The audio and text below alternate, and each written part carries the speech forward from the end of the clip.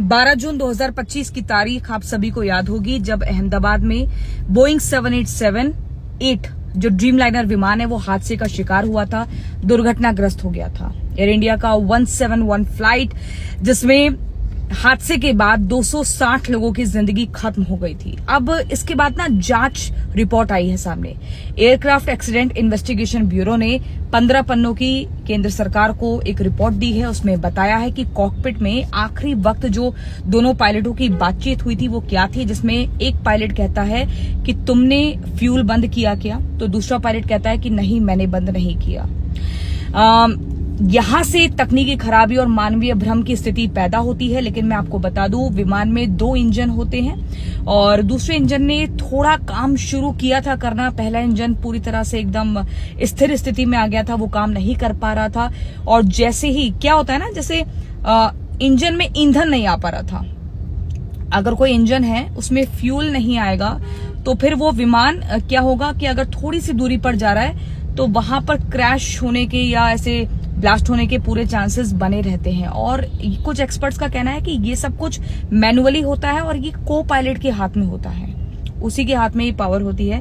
हालांकि किसी भी तरीके से किसी भी निष्कर्ष पर अभी नहीं पहुंचा जा सकता है क्योंकि जांच अभी भी लगातार चल रही है। ये एक इनिशियल रिपोर्ट आई है।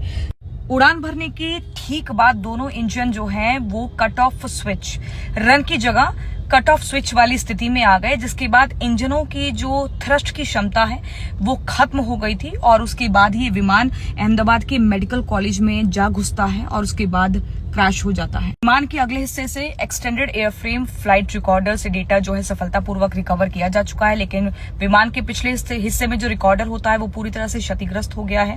हालांकि अभी तक बोइंग इंजन की जो कंपनी है, बोइंग विमान इंजन की कंपनी है, उसको किसी भी कोई तरह की एडवाइजरी या ऐसी कोई चेतावनी जारी नहीं की गई है क्योंकि जांच अभी भी लगातार चल रही है।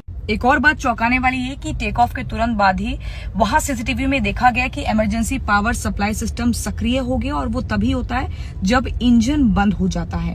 हालांकि एक्सपर्ट्स का ये कहना है कि ये सब कुछ मैनुअली होता है, पायलट्स के हाथ में ही होता है और ज्यादातर जो ये जिम्मेदारी है वो को पायलट के हाथ में होती है। लेकिन अभी कुछ भी कहना बहुत जल्दबाजी होगी, किसी भी निष्कर्ष पर नहीं पहुंचा जा सकता है क्योंकि इनिशियल रिपोर्ट है, अभी और डिटेल्ड रिपोर्ट आनी बाकी है। लेकिन इस रिपोर्ट ने, इस खुलासे ने हर किसी को हैरान और चौंका दिया है।